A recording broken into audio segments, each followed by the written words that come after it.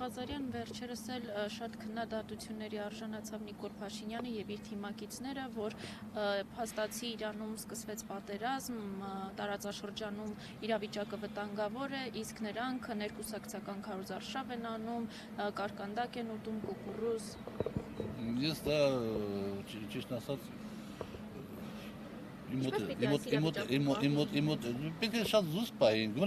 գոնե պետք է ցույց տային, որ մի փոքր անհանգստացած են, ոչ թե ցույց տային, քանի որ ամեն ինչ օքեյ է, մենք կարկադակ ենք ուտում, այնքան հանգիստ ենք, այլ ցույց տային, որ մի փոքր անհանգստացած են։ Սուրեն Պապիկյանը մի քանի օր առաջ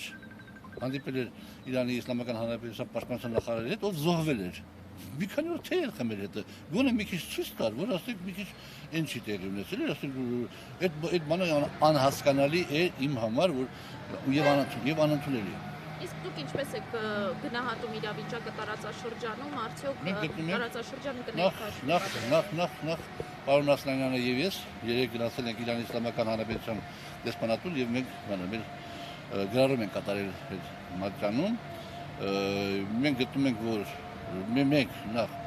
գտնում ենք, որ Իրանի Իսլամական Հանրապետության ժողովուրդը մեզ եղբայրական ժողովուրդ է, ցավակցում ենք բոլոր կորուստների համար, հուսով ենք, որ կդիմակայեն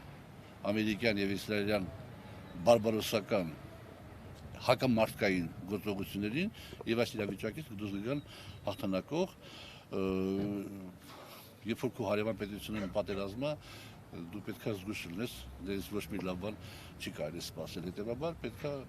հաշվի առնել որոշ հանգամանքներ նաեւ։